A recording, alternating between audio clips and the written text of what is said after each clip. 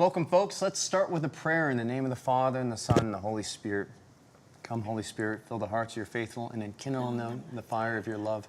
Send forth your Spirit, and they shall be recreated, and thou shalt renew the face of the earth. Lord, thank you so much for this time that we have together today. We pray for our guest, Jason Evert, and we pray also that Aaron and I may be open to receiving those questions that you want us to present to Jason for those listeners that are out there today. We ask this all in the name of our Blessed Mother, or the name of Jesus through our Blessed Mother. Hail Mary, full of grace, the Lord is with thee. Blessed art thou among women, and blessed is the fruit of thy womb, Jesus. Holy Mary, Mother of God, pray for us sinners, now and at the hour of our death. Amen. In the name of the Father, the Son, and the Holy Spirit. Amen. Ladies and gentlemen, welcome to the Catholic Coaching Show. My name is Matt Ingold. And I'm Erin Ingold. And we are with Metanoia Catholic. We help our clients to become students of their interior life, and we are obsessed with the interior life and mindset work. And so we've got a great guest today. Some of you may have heard of him. His name is Jason Evert. Jason has been working chastity for 20 plus years. He's spoken to millions of people, teens across the world, young adults. You've seen him at the Sikh conferences. Chances are, if you've been breathing or in the Catholic Church in the last 10, 15 years, you've heard of this name before. So we're just so excited to have Jason as our first guest. A couple of things with Jason, too. He's got an incredible new podcast, Lust is Boring, right? We're going to talk a little bit about that new podcast that he's got. He's got some new resources that are out, one of them being Forge. The other one, I think, is that he did with Matt Fradd. Pretty excited about that one. But also the, what is it, a guidebook on Christian dating that you've got as well, Jason? That seems pretty interesting. So we're super excited to have you here, Jason. Thanks so much for being with us. Oh, thank you for having me on. It's good to see you guys. Yeah, you too. You bet. You bet. Now, Jason, I remember a couple of months ago when you actually launched the podcast, which is like, it's kind of amazing to me that somebody that's been in ministry as long as you have immediately, like you would think that you would have had a podcast forever at this point, but you just got it started. But it wasn't always Lust is Boring, right? Kind of had a different name. How did you arrive at the name Lust is Boring? And what do you really seek to accomplish through the podcast? Yeah, we started out with the title, Love is Greater Than Lust, but we had that little greater sign in there. Apparently you can't use that on a website domain name. And then people are like, love is over lust. Some people didn't know if it was greater than or less than. Some, not so much mathematician-minded podcast listeners caused some confusion. So we pivoted and went with the title that I had kind of wanted from the beginning, which is Lust is Boring. And obviously it's a bit jarring. And it challenges you to think, well, lust is boring. Isn't lust like the most exciting thing? But if lust is boring, then what is more exciting than that? And so the underlying idea is that God's plan for human love makes lust look boring. But the problem is, if we're going at it with such a guilt and shame-based approach with our sexuality, people think lust is the best offering out there, when in reality, that doesn't satisfy. I love the name of it. And I think actually it really shows us how you evangelize so well. And I think you've always done this. And I don't know if people probably told you you're really good at evangelization. But I think what you do really well is you address a poverty or misunderstanding and you reframe it with story and even your own experience, but you are really a mindset coach. I don't know if you know that, but you're getting into the heads of your audience and you're saying, how about we look at this from a different perspective? And that's exactly what the name of that is, Lust is Boring. It's like people are like, huh? Isn't lust spontaneous and exciting? Yeah, right? like isn't the Catholic Church's understanding of love, isn't that the boring thing? Like, that's kind of where my mind goes, and I think a lot of people go that way. Yes. Yeah. Okay. Go on. No, I'm just saying, I think it's a great name, so keep going. What were you going to say? Yeah, I mean, just giving into your hormones at the drop of a hat isn't romantic, and so chastity isn't really about seeing less of the person, it's about seeing more of the person, whereas what lust is a reduction of the person to their sexual value. And when you see what chastity really is, I love the way John Paul II looked at it, because he said, when a man really tries to grow in purity of heart, then one of the gifts that he's able to give to his wife is what John Paul II called all of the peace of the interior gaze, meaning she has in the depths of her being this just profound peace upon the way her husband looks at her and not her body. That a woman can sense, I think probably from 100 yards away, if a guy's looking at her wrongly.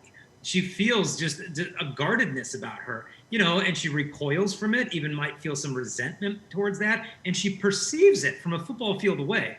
Whereas if a guy can look at her with just piercing reverence and love, it gives her this peace of knowing that she's not being looked at as a collection of body parts for his gratification.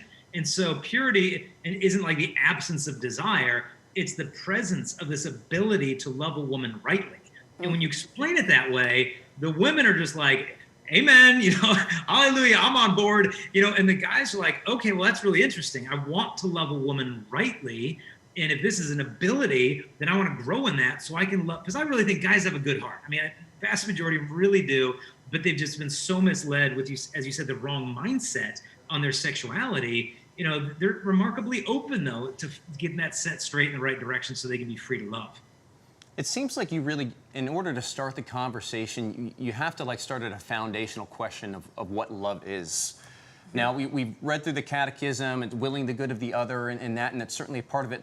But how do you, when you are defining love, what love is, and starting the conversation there, how do you talk about it, Jason? Well, John Paul II in his book, Love and Responsibility, first talked about love as desire, and attraction. That isn't, some people, that's not love. Well, yeah, it is love. It's at the beginning of love. It's a part of love, but it's just kind of like stage one, that initial draw. And then the second part of love he talks about is love is union. If you desire something, you find it attractive, you want to be united in it. This also is part of love. But the third element of love is what's make it reach its completion, which is love as goodwill. He said, love consists of preferring in a constant manner the good of others to the good of oneself. And so you can have all the desire for union in the world, but if you don't have goodwill for your beloved, wanting to sacrifice to do what's best for her, call it whatever you want, it's not the fullness of love. And so that's kind of the crowning element of love is sacrifice, to do what is best for the other person. And so once we've got those three things together, we have a full understanding of human love that's not grounded simply in emotions and feelings, although those are a valid part of it, but they're able to transcend the feelings so that even if the feelings, wax and wane, love can still remain constant. That's something we get a lot when we talk with our clients. They're very led by the feeling. And the feeling is something that's so real. I mean, when you think about the feeling, it's very incarnational. I mean, on a chemical level, it's like literally there's chemical messengers that are moving around our body. There's hormones that are moving around our body. And it's almost as if there's something becoming incarnate in us in a very observable biological way. And it can feel just so real and so close and so intimate.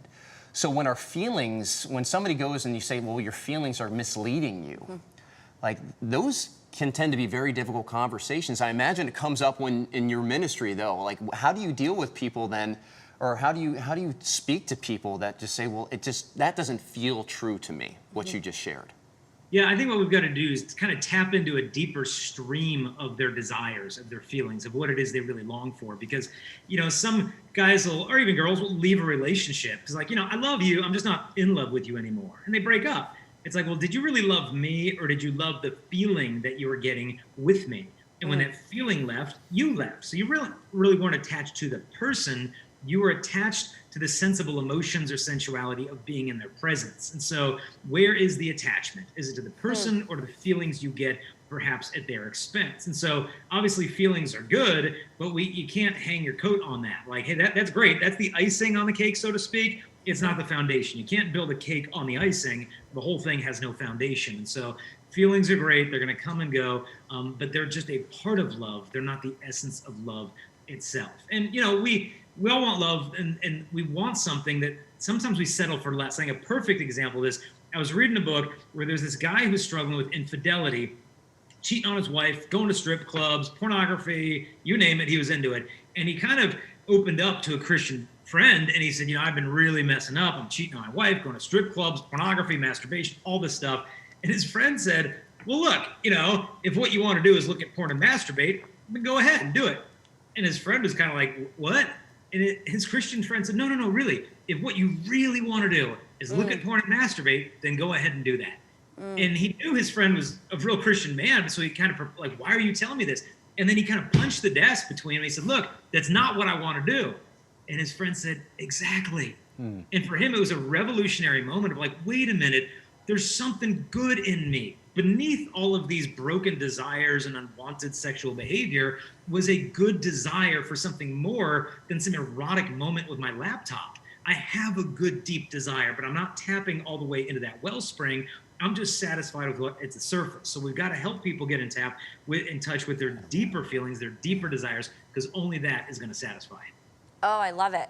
I mean, that's actually, we work with our clients a lot on desire and really the completion of desire, which is really what they're looking for. Yeah, it's like a maturation. Yes. It's something that they don't have the fulfillment of it right there, but there's a lifelong maturation of it.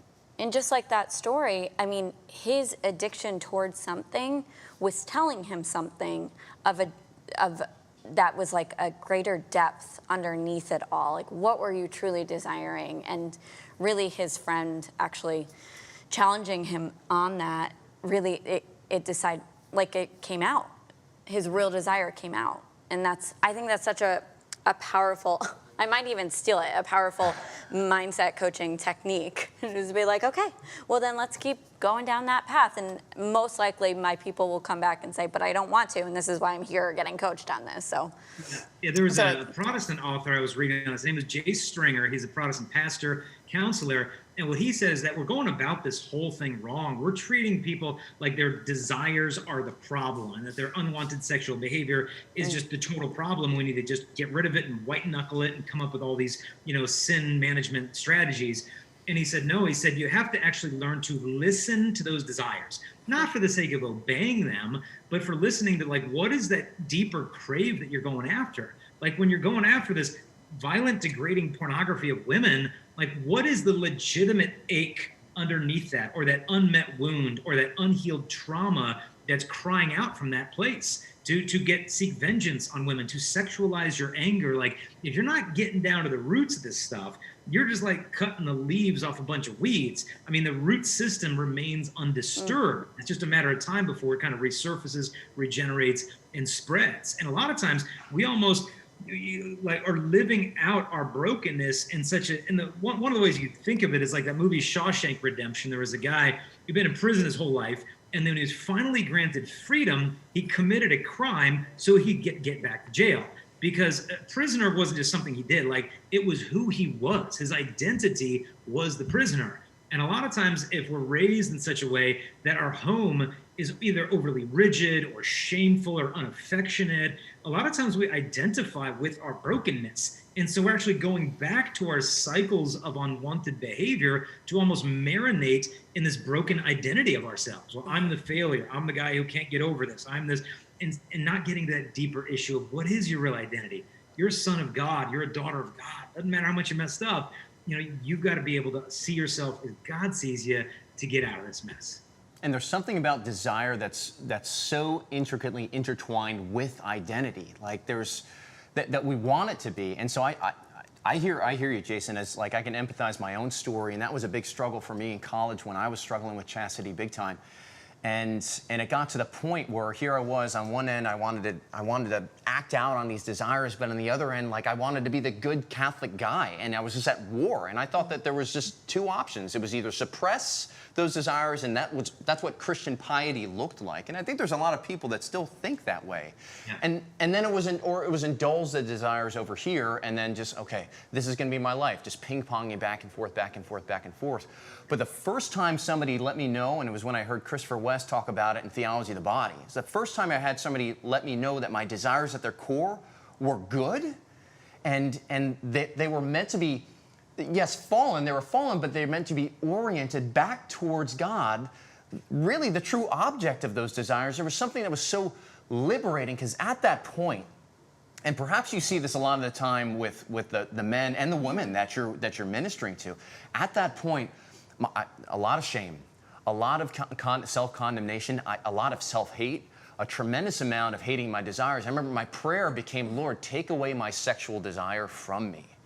And just think about what you're really asking. Now that I know what that desire is actually for, it's Lord, take my desire for you away from me.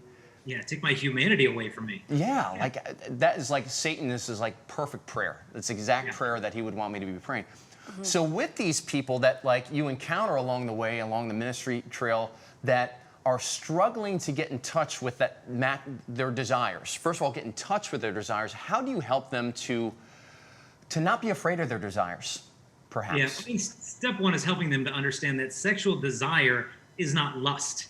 A lot of guys, I think, completely throw in the towel when it comes to chastity because they think that sexual desire is lust. And as long as they're experiencing any sexual attraction or response towards beauty, they think they're continually failing God. Oh, great, there I go. I was sexually attracted to a girl at the gym in yoga pants. I failed God. And until they understand that, okay, when you see a beautiful woman, your body will react. And they say, what the neurologists say, in less than 0.3 of a second, your pupils will dilate, your heart rate will increase, your skin tone will flush, your muscle tone will change, all within 1/3 of a second.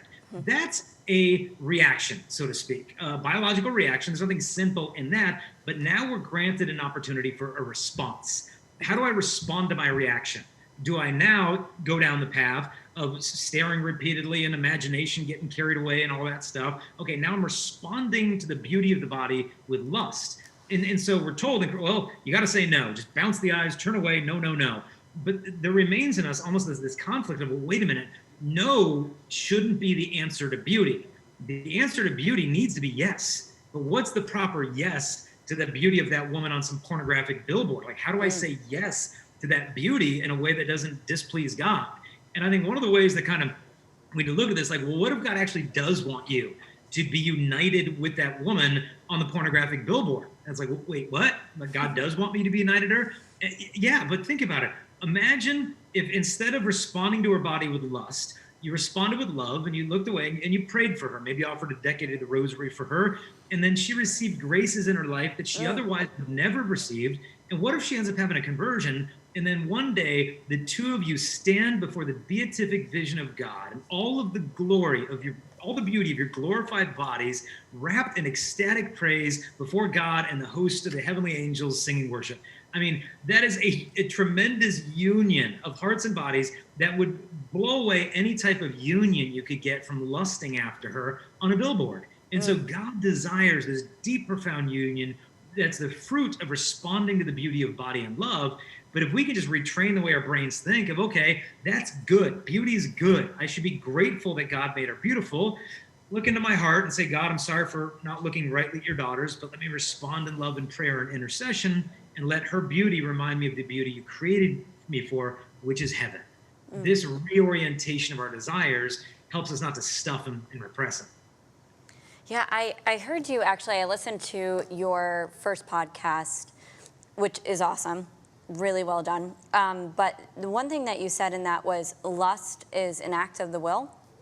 And it makes me think of love is an act of the will as well. So it kind of depends on like which way, what you were just describing, which way you're going to, when you receive that beauty, when you say yes to that beauty, now what are you going to do? Can you talk a little bit more about how it's an act of the will? Because I think that's actually a really liberating thing for people to hear. And I think a lot of guys think their will is not a part of it. Yeah. It just happens. It's just biology, and therefore I'm a victim to it.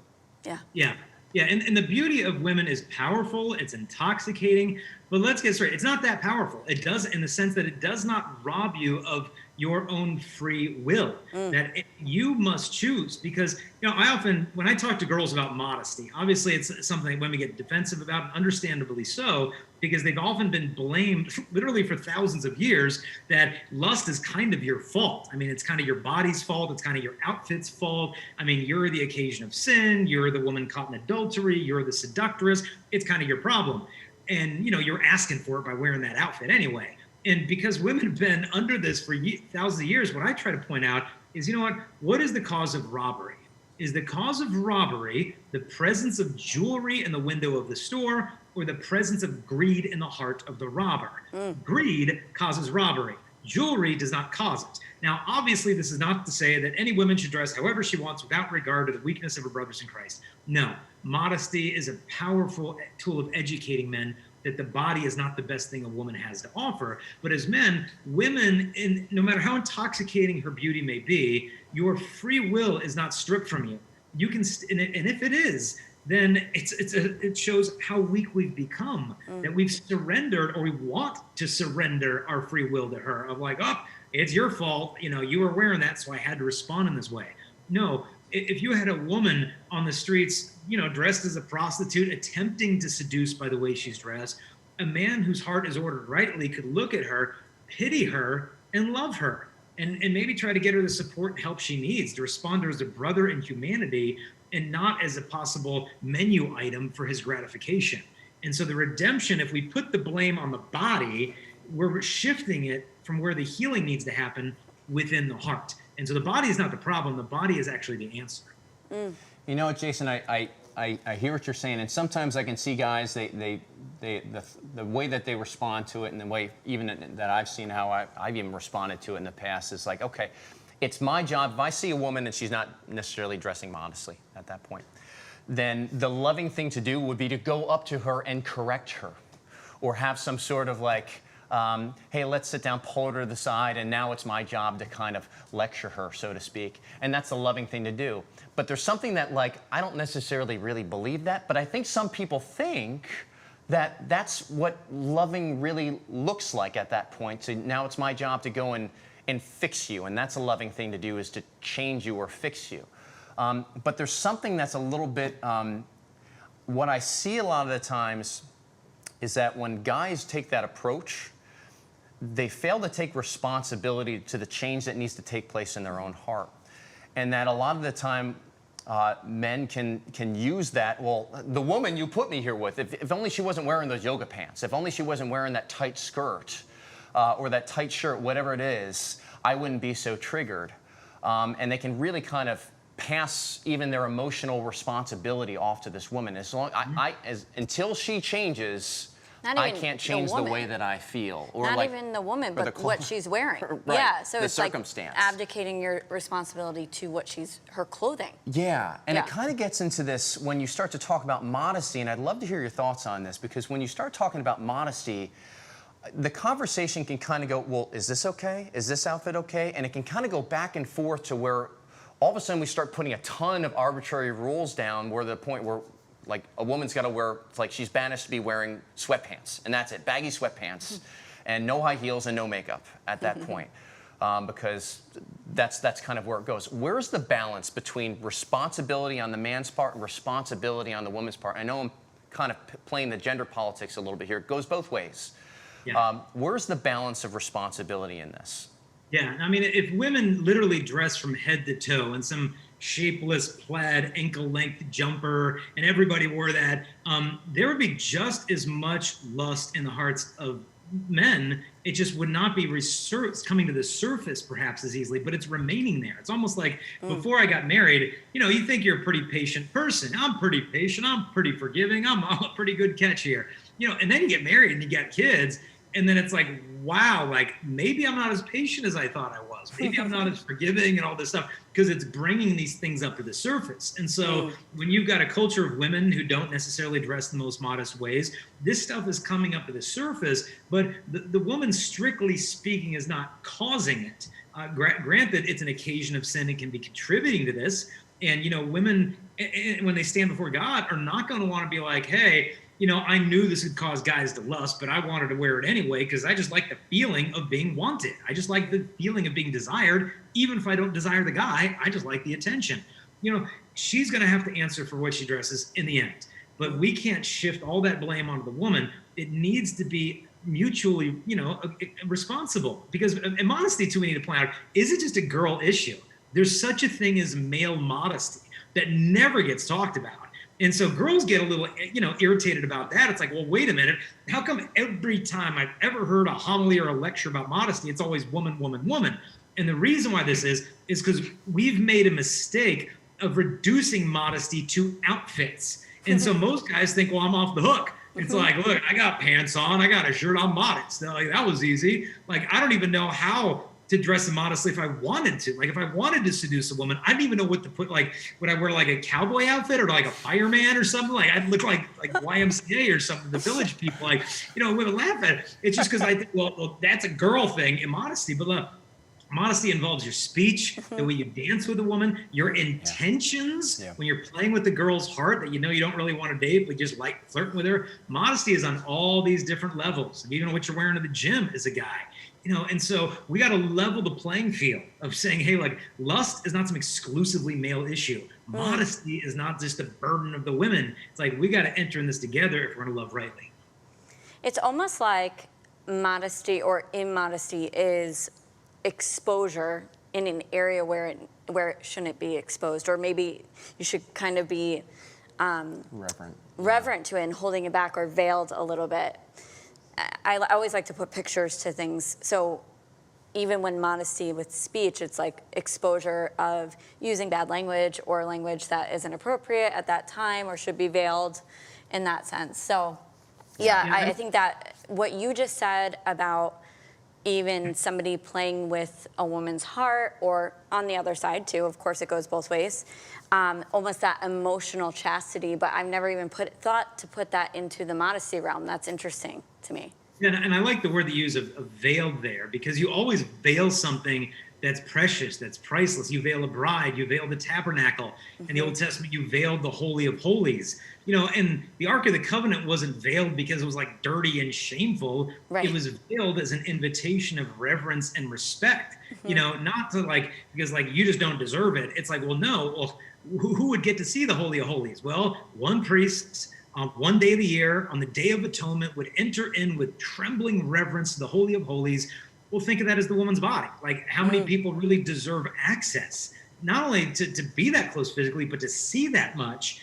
And when we're basically just putting it on display, I remember Wendy Shalit, a Jewish woman, wrote a book on modesty. And she said, when a woman is practically naked in front of strangers, she has very little left to reveal to her lover.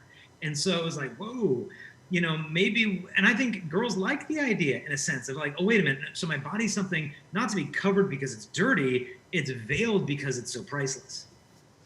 It makes me think of that marketing technique, like when you're trying to sell your product to people. I'm always thinking of making these connections here, but what are they? Fascination. Mystique. It's like actually a marketing technique. And I mean, that would be a great thing to just tell young women, no, you want to create mystique. You want them to be like, tell me more about you. Let me learn more about who you are. Well, that was something even I can identify in my own life where when I remember going to a Catholic event and for one of the first time seeing a lot of college-age women that were dressed modestly, and there was something that was so attractive about them, and it didn't inspire lust in me. It was this different type of attraction where it was just all I can say was different. There was something where it was a very, the word sisterly comes to mind in that. And there was something that was just the word feminine also that was there. There was a beauty that was there, but there was something that kind of drew me in without, while at the same time, it was approaching much like those priests approached the Holy of Holies on that one Day of Atonement a year that they would have. I gotta ask this next question because I'm so, this is actually my question.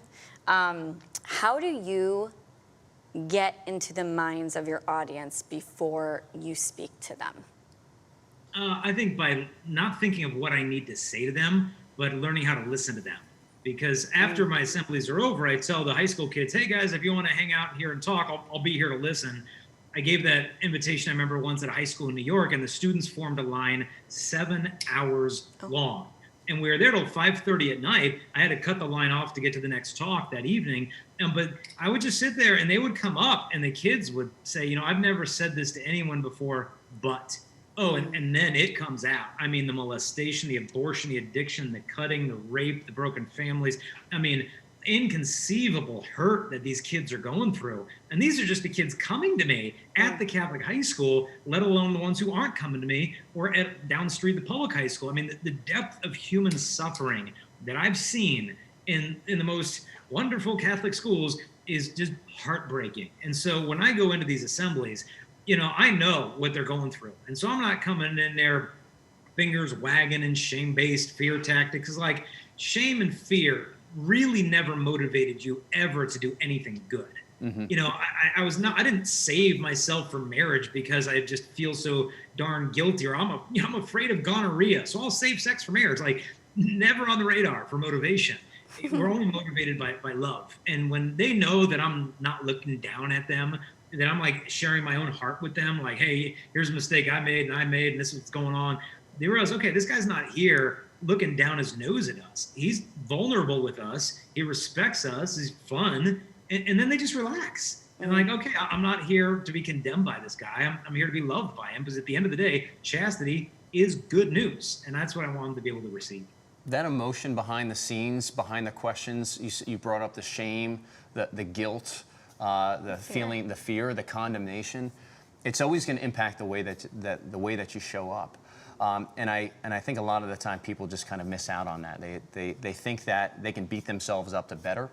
And that's certainly how I felt. Like when I was stuck in the throes of it, it was a lot of, like I said before, it was a whole lot of shame. But that just never was enough to really move me. It was finally when I heard a voice that was really compassionate, but also said, like, I know you're thinking that you're going to get what you're looking for over here, but you're really looking for it over here. This is what's going to truly satisfy the hungry heart over here. What we love to do is really get curious, especially when we're talking with clients that are struggling with habitual sins. Is like, okay, like when you think about it, what's the emotion that you're feeling at that point?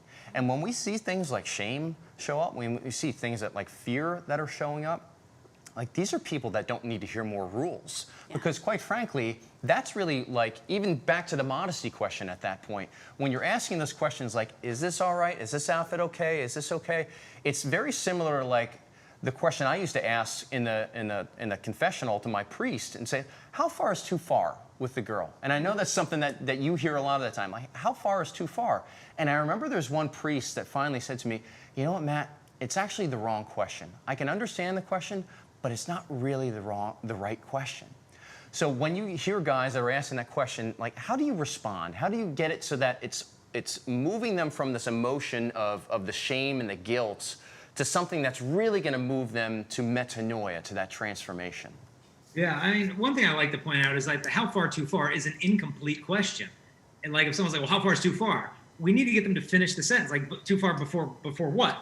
Well, you know, too far. Well, too far before you do what? Well, I don't know, sin mortally, you know, contract the disease, you know, ruin the relationship. You know, it's always to something bad. Right. And so the question is like, okay, if I'm even asking myself that question, what is the orientation of my heart? It's like driving in some brand new $400,000 Lamborghini Aventador with my kids in the car and being like, well, how far can I come? How close can I get to hitting oncoming traffic with my brand new Lamborghini with my kids in the car? It's like, that's not on the radar. Not only because I don't want to hurt my Aventador, you know, but I don't want to hurt my kids. I don't want to hurt myself. I value all of this. So I'm asking myself, you know, how can I drive in the 10 and 2 position safely in the slow lane so everybody's safe?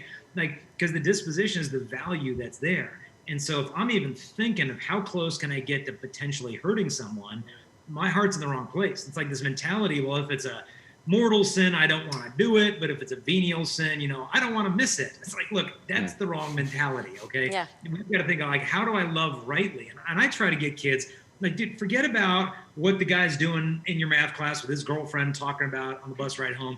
Like, how would Joseph have treated Our Lady when they were engaged? I mean, just imagine the reverence that he would have had for Our Lady, for her body, for her purity. And keep in mind, like, Joseph's probably an 18-year-old guy. And this is jarring to think that, you know, God from all eternity, in his paternal wisdom, wanted the immaculate heart of Mary, the spotless virginity of the Virgin Mary, to be protected by a college-aged guy. And so his love for Our Lady, because he was totally in love with her. That's not even a question how much he was in love with her. She was Mary. I mean, how could he not be? But his love was not a threat to her purity. It was precisely his love for her that safeguarded her purity. And so you need to hear this, that like the more you really love a woman, the more you want to guard her innocence of her body and soul. And to the degree that that passion and desire is absent, it's not because you love her so much you want to do this stuff with her. It's because you love her so little that you're willing to compromise in this area. You had a really good. You got a question, Ben? Well, I was actually just going to say, I'm like when you took the students through that kind of that hypothetical or that imagination, I love So one thing that we do a lot here is we utilize the imagination for what it was created for, because, you know, we can actually distort the imagination, we can abuse the imagination for what it's not created for, but when we actually use it for what it is created for, it actually can be such a powerful transformation tool that the Lord can work through. So I love that you brought them through that imagination. We do this all the time with goal setting, virtue building, even putting somebody like, who do you know that has that virtue? Imagine how they would respond in this situation. And it's really just utilizing our imagination. Everybody thinks when we talk about imagination, it's like we talk about 10-year-olds or something, you know? But it's like, no, if you are really good at worrying, if you go down those rabbit holes and you start thinking about what this person could do or say or whatever, your imagination is working very well. It's just not for the glory of God, you know, not for your greatest end, even. Yeah, not in a way that's going to generate the emotions that are really going to lead to the behavior, like the change in behaviors. And that's something where I think people, you talked about the white knuckling earlier, Yes. Jason.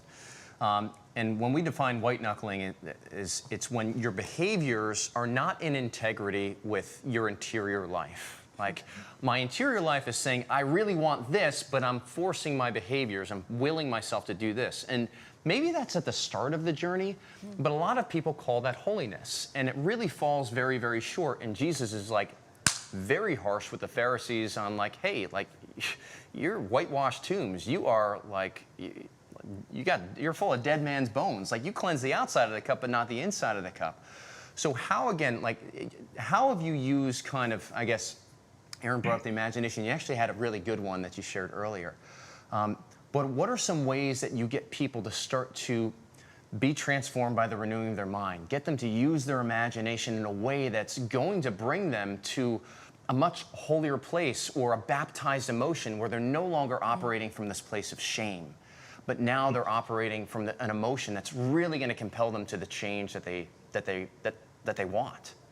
Yeah, you know, and imagination is, I think, really important. I remember one of the saints, I think it's Joan of Arc, I don't know if it's St. Bernadette, one of the saints was a kid, and Jesus, I guess, appeared to this young saint, and then when it's brought to the authorities, the bishops, scientists, or whatever, they discounted it and said, no, Jesus isn't appearing to you. That's just your imagination. That's where he's appearing to you.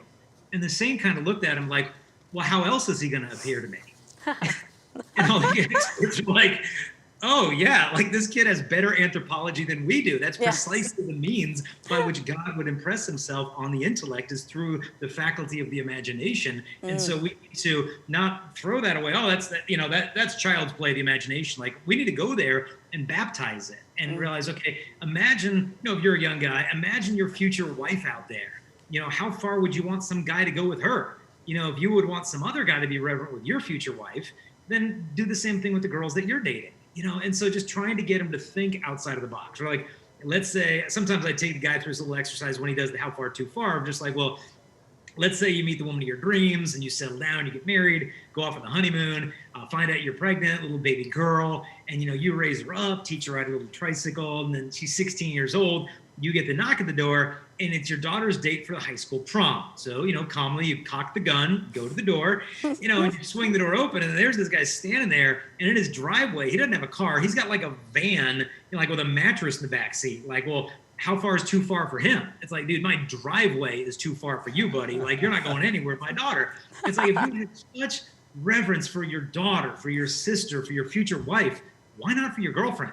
And so sometimes when you tap into that faculty of the imagination and try to expand their heart, they'll realize, I'm not trying to tell you not to love your girlfriend. I'm trying to help you love her more perfectly, more sacrificially, more intensely. Then it's like, okay, this guy's not trying to get between me and my girlfriend, any more than like glue is getting between two pieces of wood. It's that sacrifice that truly unites one another. And if I'm unwilling to sacrifice, it shows only how truly divided we already are. Jason, it's amazing stuff, man. Like, we were going to do breaks. I think we're on a roll. We just kind of keep going, man. One of the questions I really wanted to ask you, in fact, this is one Aaron came up with. What would you say is a false belief or a toxic belief that you encounter predominantly in your work that you just love challenging? It's like someone says this thing and you just go, oh, man, I've been waiting for you all day. Which one's that? Well, I mean, there's all kind of ones. One is that lust is, boring, desire thing. But another one is like, what does sexual liberation really look like? I mean, because we've had this idea of like, oh, well, sexual liberation, you can do whatever you want with whoever you want. Birth control is going to like just enable you to have so much sexual freedom. And I often think of an anecdote. St. John Paul II was giving a talk to bishops. And one of the bishops came up to him after his presentation because John Paul talked about how we need to make the church's teachings and the gospel attractive to the modern world, even if they're really demanding. Things like divorce and abortion and contraception and all that stuff, you need to make it attractive. So Bishop comes up to me afterwards and said, Holy Father, there's one word really struck me in what you said, is that attractive. How do we make these things attractive to the modern world? And he said, John Paul became very serious like a philosopher and said to him, it is necessary to understand the soul of the woman. All these things that have promised to liberate her, contraception, abortion, premarital sex, have they not enslaved her? But to me, there's so much packed into that one sentence. If you want to make the gospel attractive, he said, it's necessary to understand the soul of the woman. That sexual liberation for a woman is not having a vast array of sexual partners who frankly don't care that deeply about her. Sexual liberation is not putting into your body synthetic sex hormones to make yourself sexually available to a guy who might not be around 6 months from now. Like, this isn't sexual liberation. And so the church's teachings on something like natural family planning is beautiful because it taught me, like, my wife's body is perfect. She doesn't need the shots and pills and drugs and barriers. What her body needs is to be understood. Because if we can understand her fertility, then instead of kind of suppressing it with chemicals to conform to our desires, we can conform our desires to the perfect way our body has already been created. And this is real sexual liberation. Like, this is good news. And so we need to reclaim the gospel for what it is, and that it also involves our human sexuality. That chastity is good news. The church is teaching on contraception, transgenderism, same-sex attraction. At the end of the day, it truly is good news. And it frees us not only to love, it frees us to know if we're authentically being loved. Man, I love that statement. Have you contemplated that at all? Like, really, getting into the soul of a woman, probably speaking to a lot of women all the time who are struggling with this and really want to be loved and desired, which I think is, is that root of even the immodesty that we were talking about earlier. It's just that wanting to be desired, wanting to be loved. Is there anything else you want to throw in there, maybe contemplating on what John Paul II said there? Yeah, well, I remember one girl came up to me and she said, I'm thinking of giving away my virginity to this guy. And, my first instinct was like, okay, let me give her a bunch of advice why that's a bad idea. But Holy Spirit just told me to shut up. And so I just asked her why. And she said, I don't know. I'm like, okay, you're not allowed to say, I don't know. Why do you want to give your virginity to that boy? And she thought about it and she said, I want to be wanted. I said, that's a really honest answer. I said, do you think he wants you? And she said, oh, yeah, I know he wants me. I said, no. Do you really think he wants you? And she said, no. I said, what do you think he really wants? She said, he just wants sex. I said, is that what you want? She's like, no, I'm going to break up with him tomorrow. I'm going to send him a text message right now. And I'm like, you go, girl. I didn't tell her to do a thing. I just asked her the right question, and then she owned it. Because a lot of times, the guys don't really want the girl any more than a smoker wants a cigarette. Because like, smokers don't really want cigarettes, right? Smokers want the feeling they get from the nicotine in the cigarette. And when the cigarette's done, they just flick it to the gutter because they're finished. In the same respect, a lot of times guys don't want the woman per se. They want the pleasure that he can get at her expense. And obviously we need to be careful. It isn't just guys against girls. Girls use guys in this way and other ways too. But am I being wanted, or am I just a distributor of goods and services that are desired? And I just feel desired by the fact that I can offer something because, frankly, I don't even want myself half the time. I think that's a really good insight in the way that you approach it with one single word, and it's that question, why? And when we think about that question, why, it really gets down to it gets the person thinking of, like, what are really the reasons why? And you don't let them say, I don't know, right? And that's even something that we come up with in our coaching. It's like, okay, well, if you did know, what would you say, right? If you weren't allowed to say, I don't know, what would you say? Yeah, we have one rule in coaching, and it's that. You're not allowed to say, I don't know. It doesn't get you anywhere. And I think about the way that Aquinas talks about our appetites, and we have these antecedent appetites, and they haven't quite passed through reason yet. And when we have one of these inclinations towards something, or we have one of these rules that we abide by, that's just arbitrary. By definition, arbitrary means that it hasn't really been subject to reason. It's just something that you've selected. And so oftentimes, even talking with clients, I realize when they're saying, okay, I want this, or I desire this, or this is my greatest good, they've never really passed it through reason. And so what I heard that you did just by asking that question, why, what it forces them to do is actually engage those higher faculties of reason.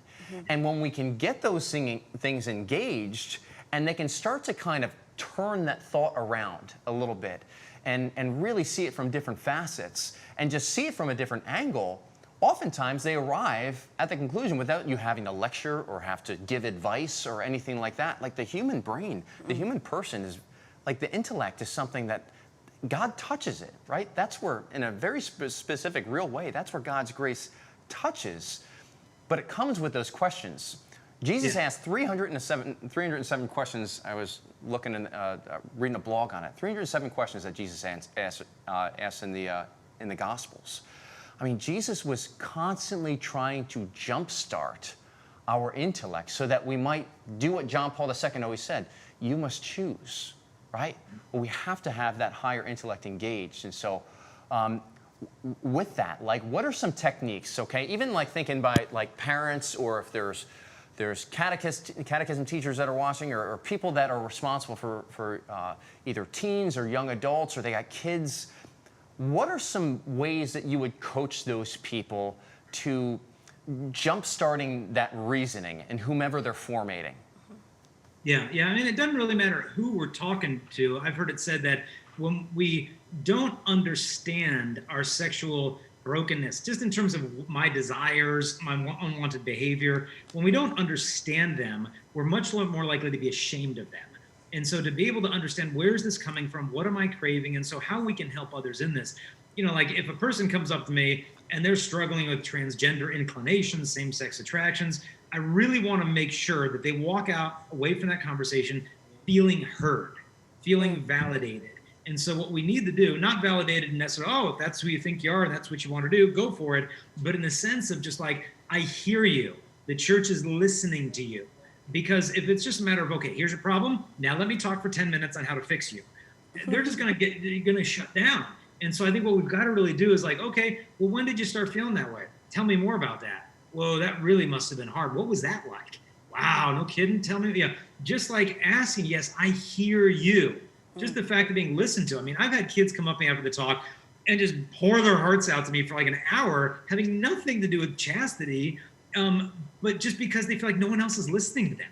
And just to be able to sit there and listen to these kids go off, and like they walk away and it's just like, wow, I feel great. I'm like, it's probably because you haven't had a meaningful conversation with a human being in 5 years. Like, and sometimes we don't always have to be the mouth of Jesus. You can actually just be his ears. And I've never heard that about the 307, but it's really thought-provoking that you always think of Jesus teaching this, Jesus saying that, but just the very fact that he's tossing out that many kind of lures, so to speak. Hey, well, what do you guys think about this? And then letting us through that. We should do the same thing in our conversations with others.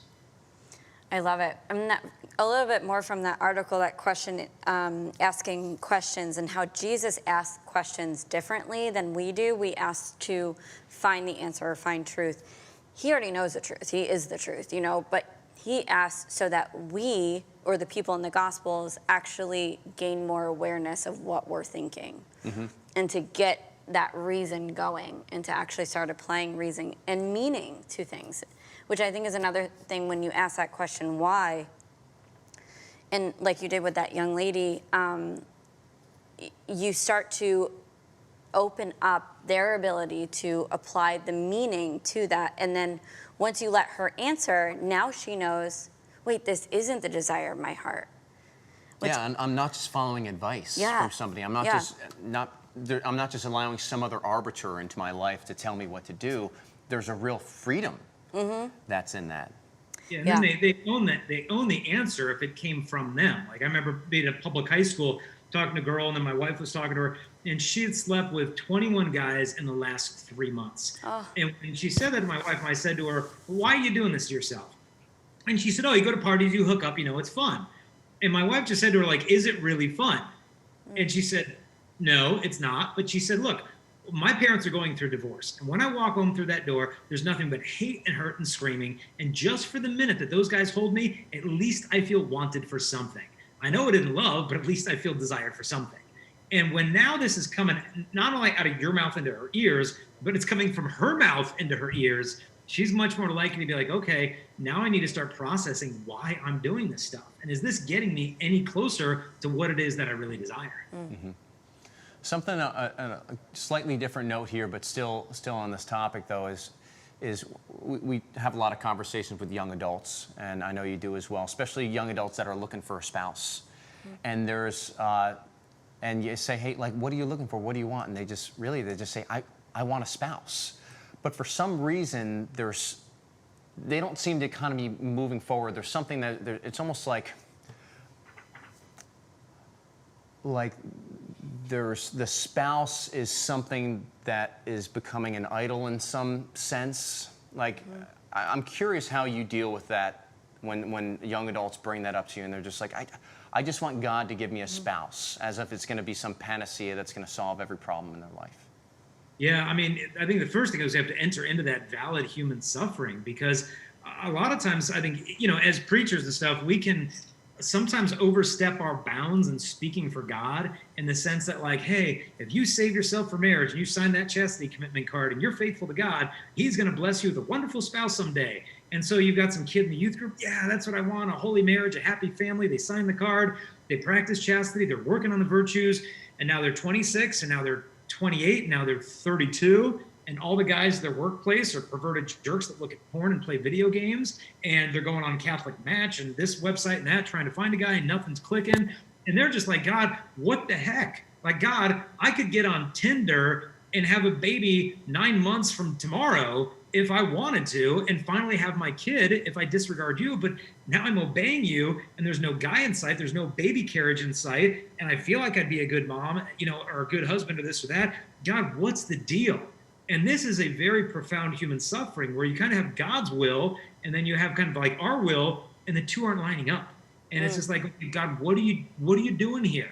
And we start to ask God, like, well, God, if you're all loving and you're all powerful, then how come I'm not getting what I want? And I think we all tend to do this, and it's not because the desire is bad, but to be able to offer to come to God in prayer, not for the sake of getting an answer, but to go to God in prayer for the sake of giving him the mystery of it all.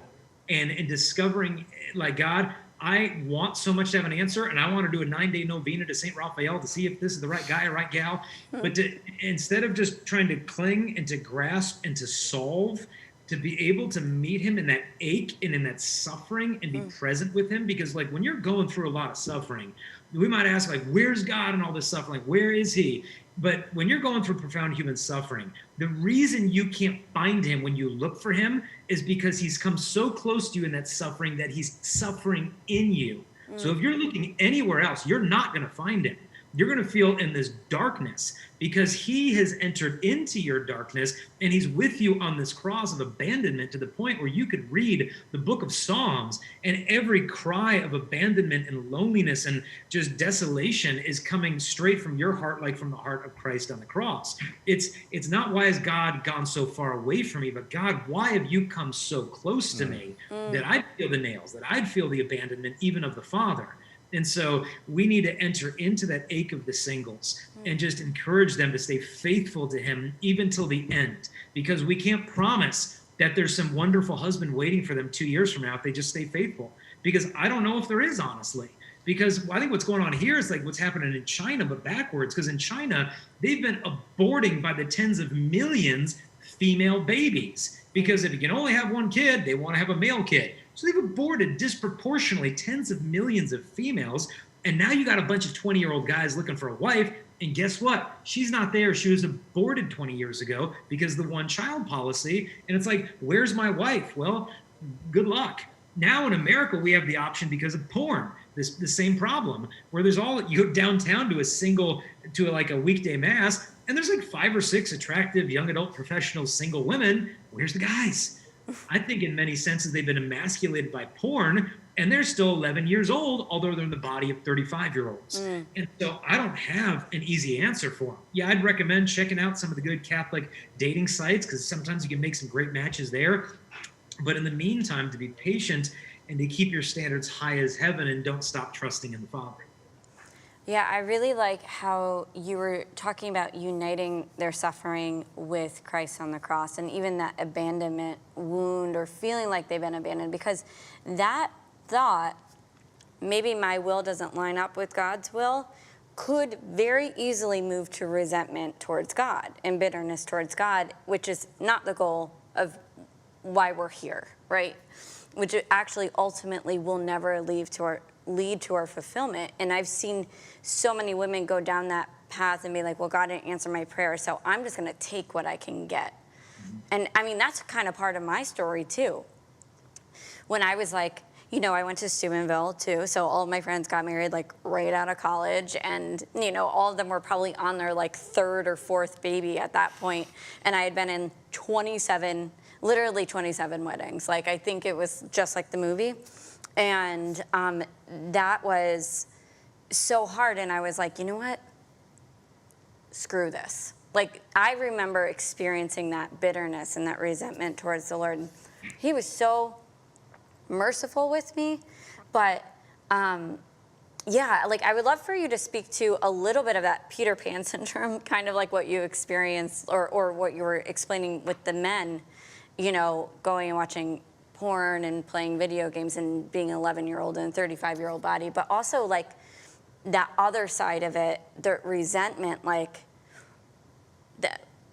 Do you see that a lot with the women, or are those the people who are not coming to your talks?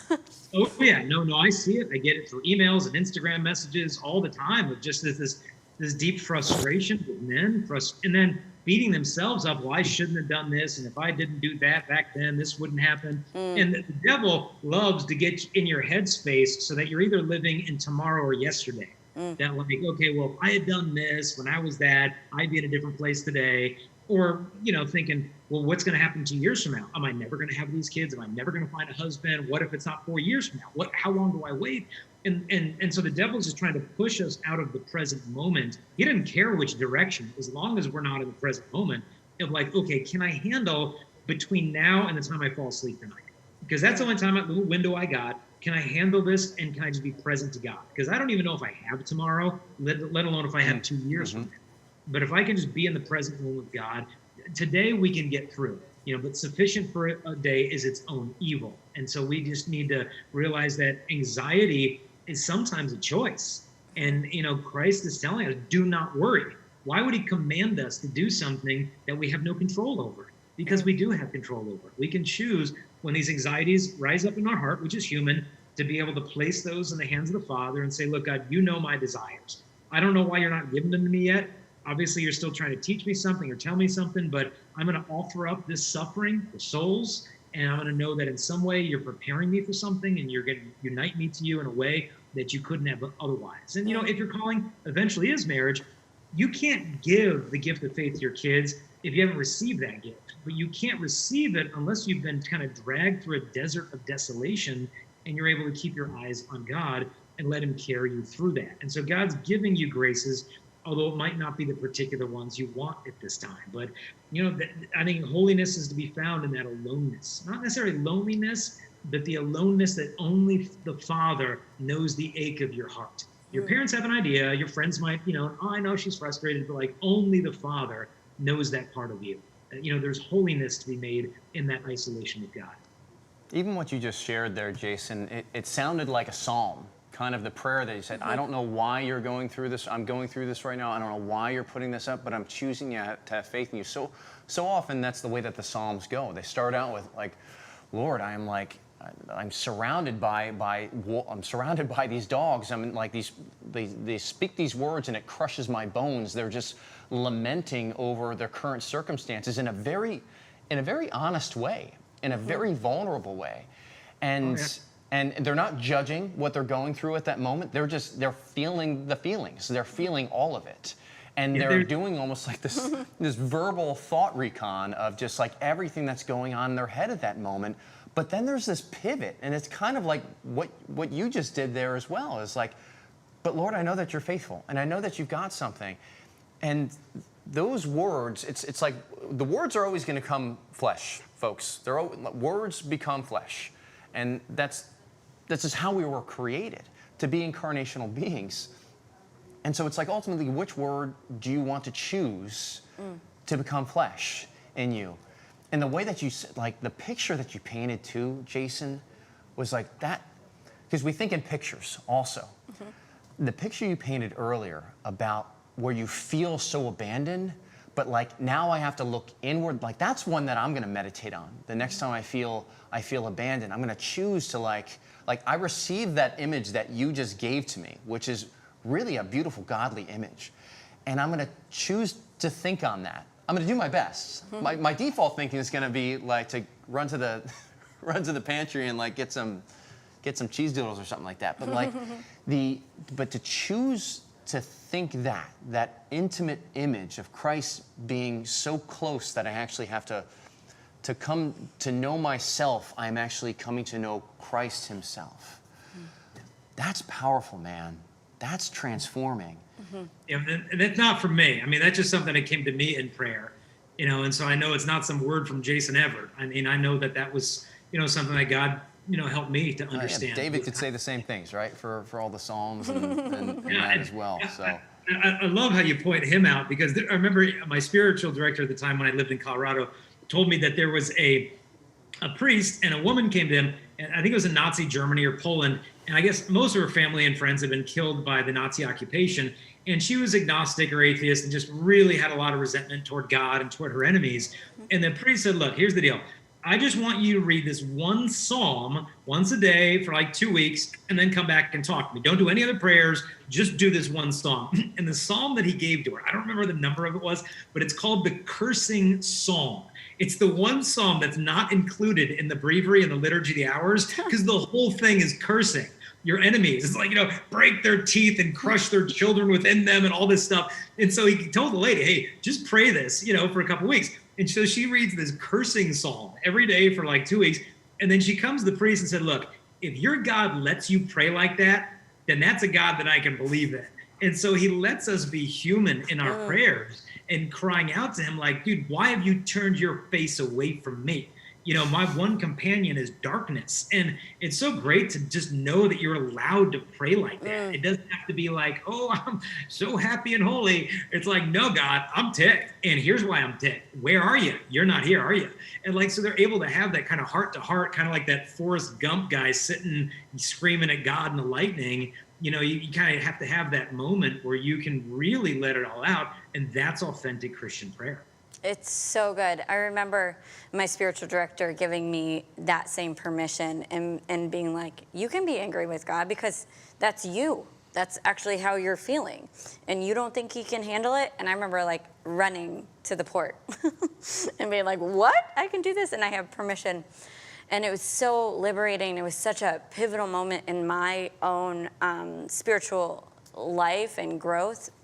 And I've shared that story so many times with people. Like, no, you have permission to be real with God, because he is not interested in having a relationship with a fake person and like sugarcoating all of your prayer, just like what you said. And so I think that's a huge piece of the new evangelization, giving people that permission to be real with him, because now he can actually speak to you and speak to your pain and transform your pain.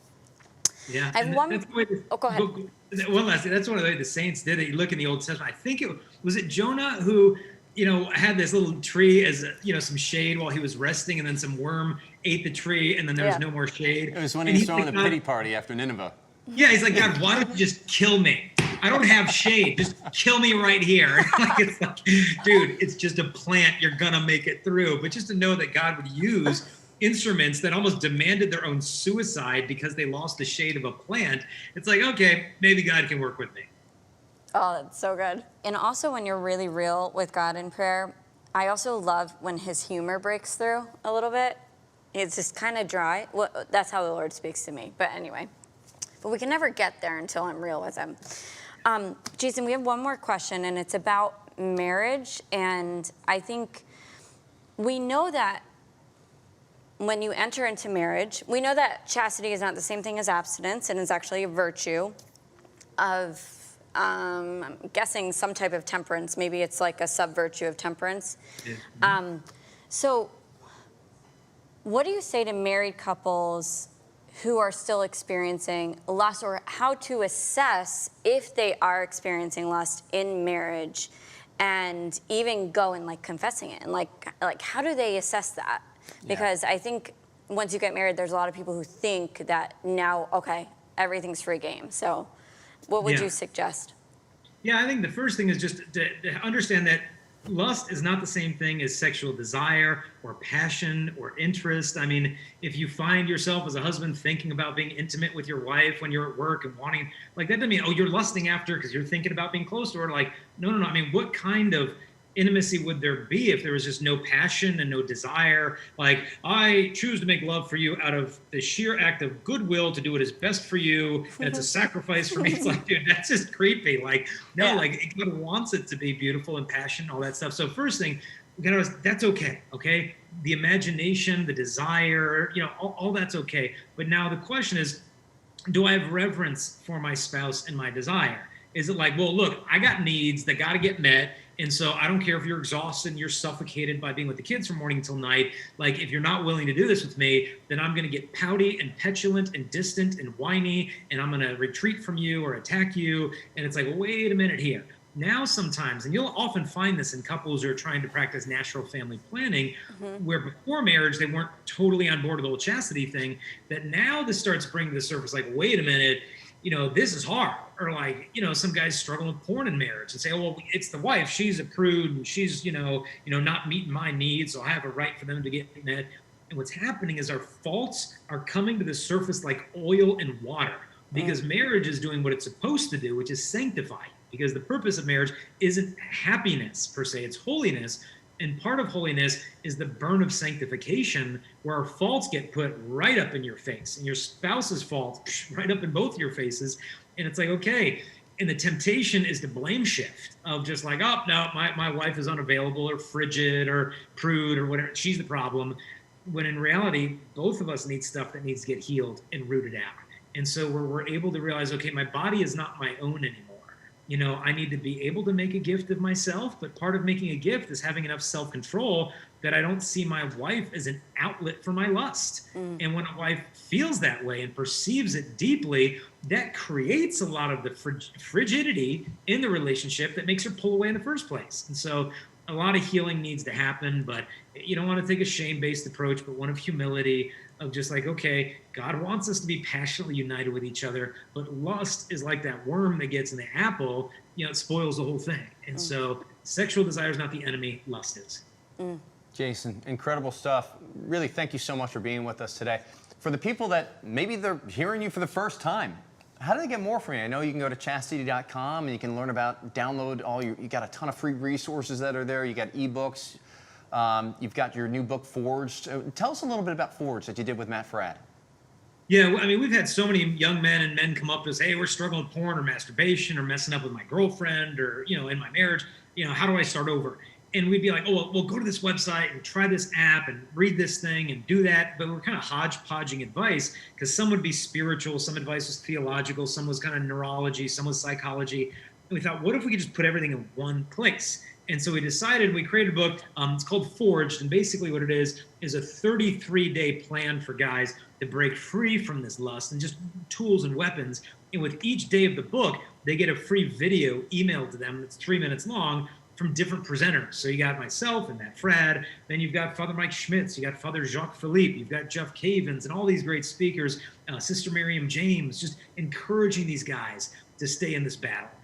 And so each day, walks them in the journey, and we only sell them in pairs because we want like high school guys to do it with their dads. We want college guys in the dorm to do them together. Young adult singles, you need that brotherhood and accountability. And so each day of the program is kind of a different weapon in their arsenal that they can use, to not only just to fight lust, but to really get to the roots and find some deep healing. And so that's the Forged book, and you can get that at chastity.com, where people can donate to the ministry. They can get all the books that we write for $3 or less in bulk if they want to share them, or subscribe to our podcast, Lust is Boring. Everything's at chastity.com.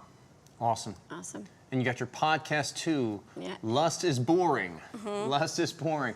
And you've got incredible guests that are on there. We saw one with Sarah Swaffer the other day. What are some of the other guests that you've been able to bring on Lust is Boring? Oh, I mean, we've had all kind. We had Mother Miriam of the Lamb of God talking about vocations. We had Dr. Bob Schutz talking about sexual healing. The next episode we're putting out is with Dr. Greg Bottaro. We're going to be talking about mental health and sexuality and where that overlaps.